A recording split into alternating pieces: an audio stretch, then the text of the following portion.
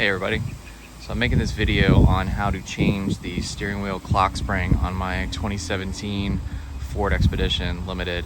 I'd scoured the internet originally to try and find a video on this particular one, and all I found were ones for Ford F-150s and discovered that they are different. So I figured I'd film this one and show you how to do it for anybody else who's looking to do it. So let's get to it.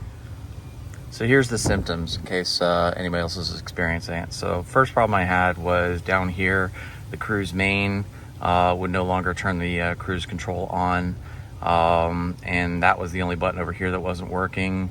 A couple weeks later, a couple of these arrows stopped working, and then it actually went over to here to where I was using the radio volume button, and pushing the negative only raised the volume, as well as pushing the positive only raised the volume. So clearly there was something going on. That's when I did the research and discovered that, yeah, it was probably the clock spring that was the problem. So that's why I'm replacing it. So first up is obviously disconnect the negative from the battery. You can either disconnect it from here, or you can disconnect it as long as there's nothing connected to the battery that's delivering power to the car. Mine's a 10mm socket, so just use that just as a safety precaution, since I couldn't really find anything in the Ford manual about this, but I'm pretty sure the airbag control is controlled from the second fuse panel inside the passenger compartment. So I'm just, for good measure, removing that fuse, which is the fifth one in 30 amp. That sends the power from this fuse box to the one inside the cabin. I'm going to leave this disconnected for about 15 minutes to make sure that there's no residual power left in any capacitors or anything that could possibly deploy the airbag while I'm taking it off. So I'm waiting for all that stuff to discharge. Thought I'd share with you real quick. I ordered originally an aftermarket version. Normally I don't have a problem with most aftermarket parts. This is a Dorman one. This is actually the second one that I tried to order. And this one is the genuine Motorcraft one. You can see there are some obvious differences. I had to send this one back twice before I was able to get the correct one. So don't recommend the aftermarket on this one. They're places that I've ordered from, I ordered from 2 different places. They said that this particular partner was a direct cross. It is clearly not. Spend the extra 30 bucks, whatever it is, get the genuine Ford Motorcraft one, get it right the first time. You'll really be happy about it. All right, so after you've waited your 15 minutes to let any discharge, you can go ahead and start disassembling things down here. First thing we're gonna do, pretty easy, is we're gonna go ahead and remove the cowling. It's just 3 bolts down at the bottom here. I believe they are, yep, 7mm. So I'm gonna go ahead and take those out since I'm doing this one-handed, and I'll be right back. All right, so after you've got that done, cowl splits apart pretty easily. You can pull the bottom piece out, or just down like so, and work it out gently from it. And the same thing with the top piece. This may or may not be necessary. I found it was easier for me to do it this way when I was trying to maneuver all the parts around, but you may find that you don't have to remove it. I just decided to go ahead and remove it anyway. Okay, so here we go with the airbag removal. I did forget to mention that the top cowl piece actually is connected underneath the dash, so it's just enough really to push it out of the way. For convenience sake, you don't actually have to remove it. So, all right, for this particular model of steering wheel, and it may vary depending on your trim and package and everything. This is where it differed from a lot of the videos that I saw online already. This one, you actually have to pop the airbag off using these holes right there on the side of the steering wheel. Now, for this one, there's actually 3. There's one on this side. What I didn't realize was there's one on the bottom. That's the piece that's missing from some of the other videos. The easiest way I found to do this was to insert a tool. I'm actually using a T10 T10 wrench to go ahead and pop this out. The reason I'm using this one is I'm gonna need the T10 in the next step when it comes to removing the clock spring. But honestly, any long implement will do because you're trying to push back the spring locks that are on the inside. So let's go ahead and show one right here.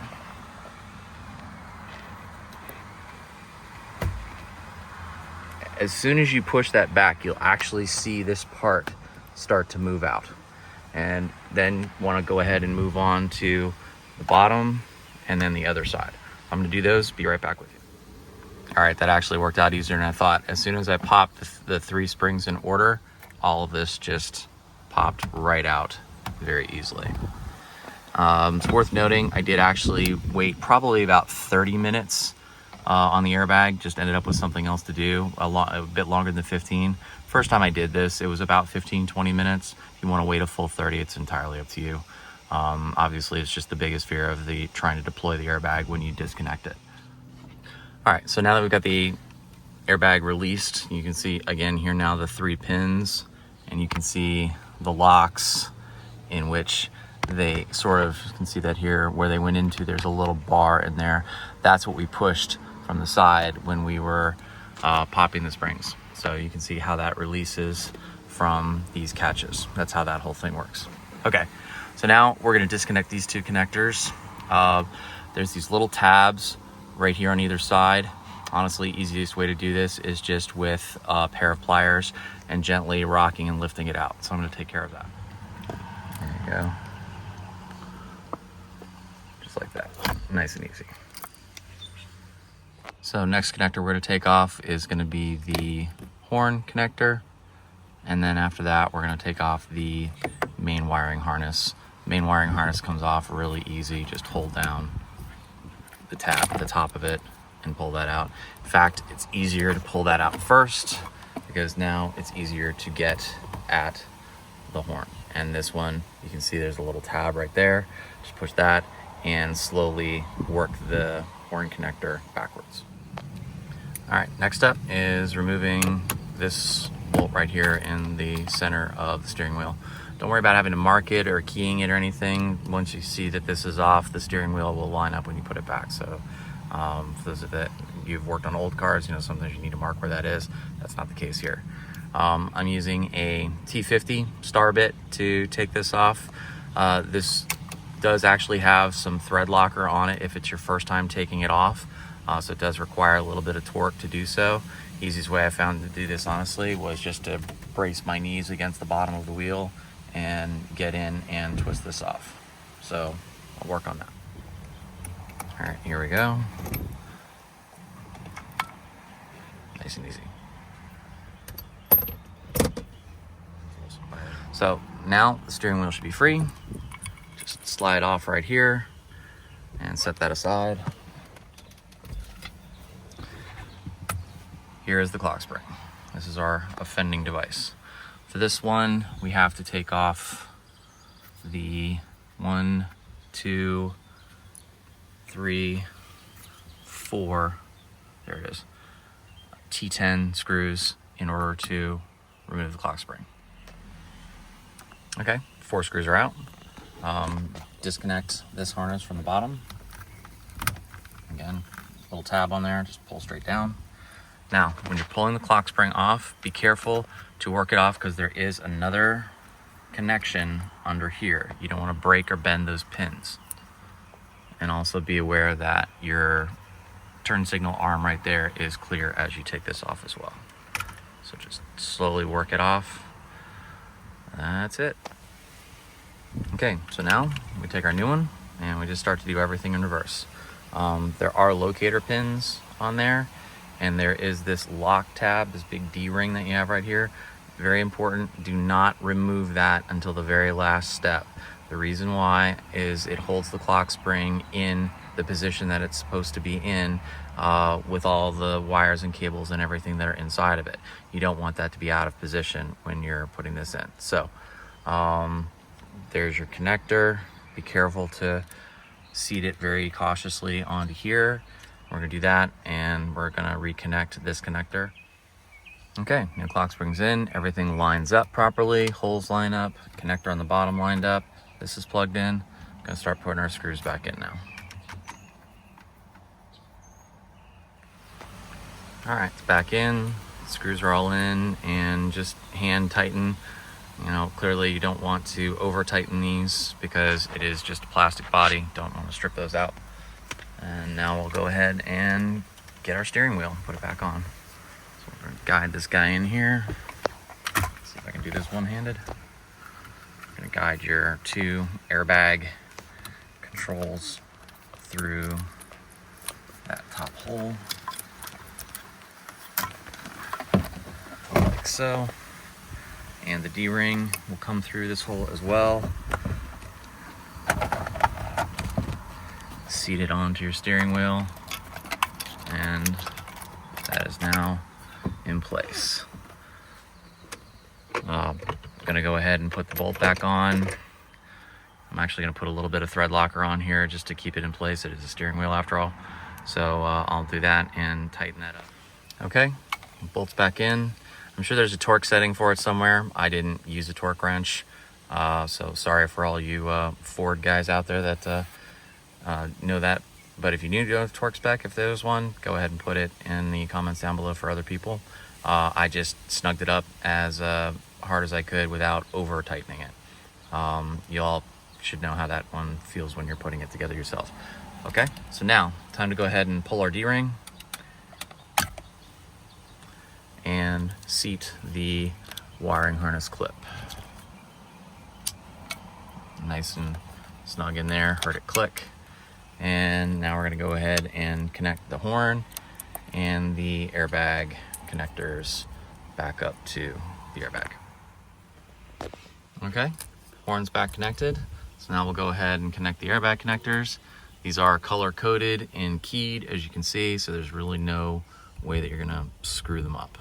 Just set it in place, push it down till it locks. Try to make sure you're clear of all the other things while you're doing it. Oops. There. Locked in place. So now you just locate the airbag back on the 3 pins and snug it into place. Everything should fit. Shouldn't be any additional gaps. Wheel should fit fine. Now we can go ahead and secure the cowling. All right, so everything's back together, cowling secured, everything's back in place. Let's go ahead and power it up and test and see if everything works. I have, reconnected the battery, reinserted the fuse. As you saw, the accessory power was just on, so we'll look at that again.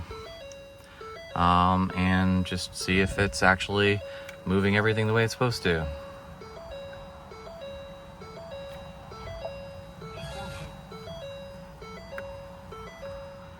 Yep, audio's going up properly and down.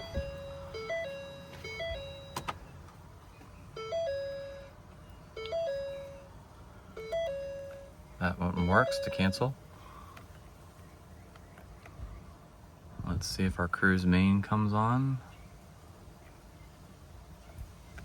Yes, it does. Arrows on this side work just fine. Looks like we're in business. So there you go. That's how to replace the clock spring on a 2017 Ford Expedition. I'm sure this covers other models, like I said, but you'd have to check that one yourself.